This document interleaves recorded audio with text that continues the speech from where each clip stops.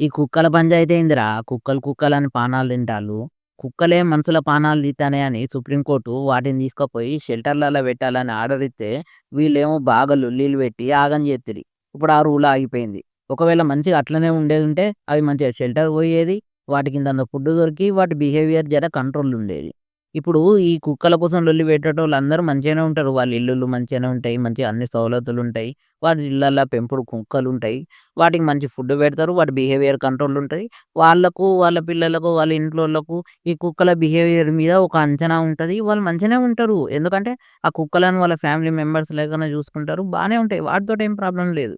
కానీ మీకున్నన్ని సవలతులు నార్మల్ పీపుల్‌కి లెవ్వు దేశంలో చాలా మందికి. చాలా మంది ఇల్లు రోడ్ల మీదనే ఉంటాయి. కాంపౌండ్‌లుండయి. సరిగ్గా డోర్‌లుండయి. ఈ చిన్న చిన్న పిల్లలు బయటికి రానీకి భయపడతాళ్ళు. కుక్కలు వాళ్ళని కరుస్తాన్నయి. ఎవ్వలం పడితే వాళ్ళని అటాక్ చేస్తాన్నయి. వాటితోటి బాగా ప్రాబ్లమ్ అయితాంది. కంట్రోల్ లేని బిహేవియర్ ఉంటది ఈ కుక్కలది. సో, వాటి కోసం కోర్ట్ ఏదో డిసిషన్ తీసుకుంటే దానికి గూడా మీరు అడ్డుపడ్డరు.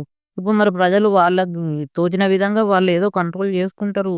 మరి దానికి గూడా మీరచ్చి అరే! కుక్కలని అట్లా చేత్తాళ్ళు, ఇట్లనే చేత్తాళ్ళు. అరే! మీకేమైనా ప్రాబ్లమ్ ఉంటే మీ కేపబిలిటీ‌ల మీ కెపాసిటీలో కుక్కలను మంచిగా చూసుకోల్లిరా. మీకు ఎవలొద్దంటాళ్ళు. కామన్ పీపుల్‌కే లైఫ్‌కే ఎఫెక్ట్ అయ్యేటట్టు ఈ కుక్కలని పంచాయితీ ఏంది? ఈ కుక్కల విషయంలో మరి మీరేమనుకుంటాలో ఖచ్చితంగా కామెంట్ చేయండి. వీలైతే ఈ వీడియో లైక్ చేయండి.